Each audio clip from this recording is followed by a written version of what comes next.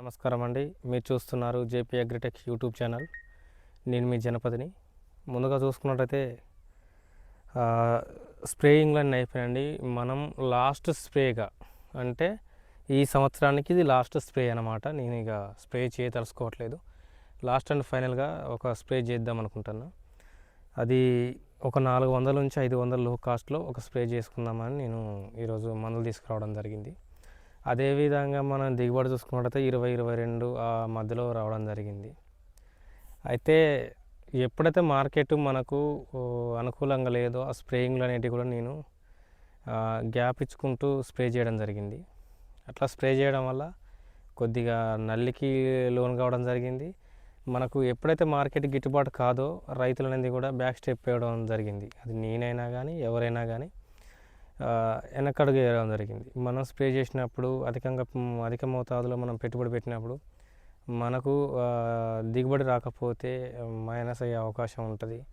Plus ఇంకోటి ఏదైనా market లేదు కాబట్టి చాలా కష్టసాధ్యంగా ఉంటుందన్న ఉద్దేశం మేరకు నేను కూడా కొద్దిగా స్ప్రేయింగ్లు అనేది వేయడంగా అంటే వారం రోజులకు చేసేది 10 రోజులకు అట్లా స్ప్రే చేయడం జరిగింది.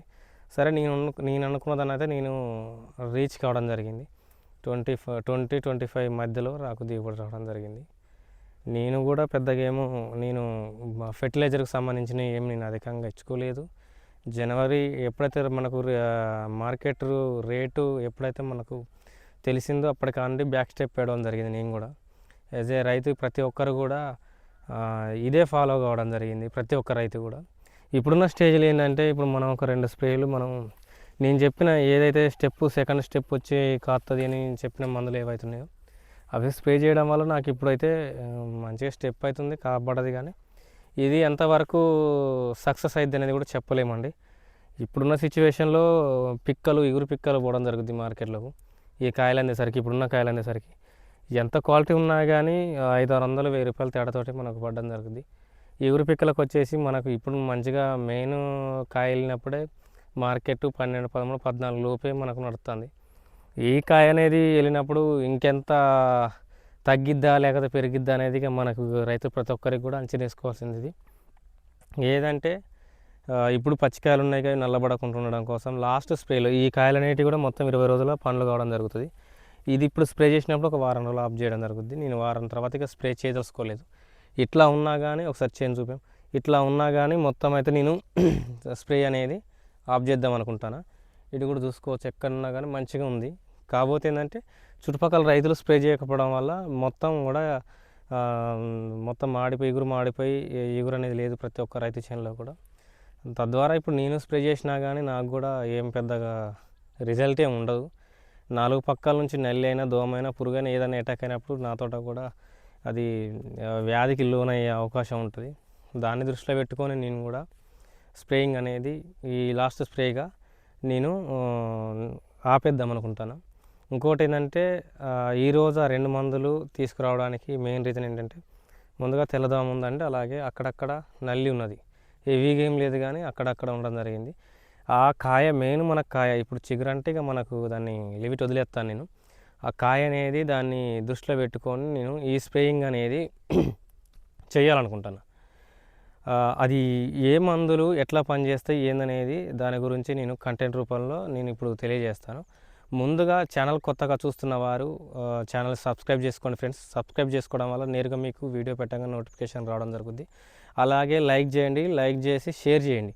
షేర్ చేయడం వల్ల ఇప్పుడు ఉన్న ఈ వీడియోలో ఇన్ఫర్మేషన్ అయితే ఏదైతే ఉందో ఇంకో 10 మంది రైతులకు అది ఉపయోగపడే అవకాశం ఉంటుంది. మోర్ దెన్ ఇదనే కాదు, వేరేది ఏదైనా కానీ మీరు సబ్స్క్రైబ్ చేసుకున్నప్పుడు మీకు తెలియని ఇన్ఫర్మేషన్ నేను వీడియో రూపంలో నేను తెలియజేయడం జరిగింది. ముందుగా ఆ మందులు ఎట్లాంటివి ఎలా పనిచేస్తాయి అనేది ఈరోజు కంటెంట్ అండి. ఇది అందరికీ మీకు తెలిసిందే. నేను 200లో 220లో క్లోరోపైరపాస్ తీసుకురావడం జరిగింది. ఇది ధనుక వాళ్ళది అక్టారా అరాబా అని దొరుకుద్ది మనకు మార్కెట్లో. థియోమెథాక్సమ్ అనేది ఇందులో 25% డబుల్ ఈసీ రూపంలో ఉంటుంది. ఇది క్లోరో వచ్చేసి కూడా 20 ఈసీ రూపంలో మనకు మార్కెట్లో దొరికే అవకాశం ఉంది. ఇందులో 40 కూడా ఉంటుంది కానీ నాకు తక్కువ రేట్లో 20% సరిపోద్దని నేను తీసుకురావడం జరిగింది. ఇది ఒక హాఫ్, ఇది ఒక 100 గ్రామ్స్. ఎటు చూసుకున్నా కానీ 400-450 రూపాయలు. నేను ఇప్పుడు కొట్టిన స్ప్రేలు కూడా గత 2-3 వీడియోలు కూడా నేను చెప్పిన 500 600 లో బడ్జెట్లోనే నేను కొట్టుకున్నా. ఎక్కువ హెవీ కాస్ట్ల జోలికి నేను పోయి నేనేం స్ప్రే చేసుకోలేదండి. అందుకని మనకు రిజల్ట్ ఉంది. అలాగే మంచి బెస్ట్ కాంబినేషన్ ఇవి.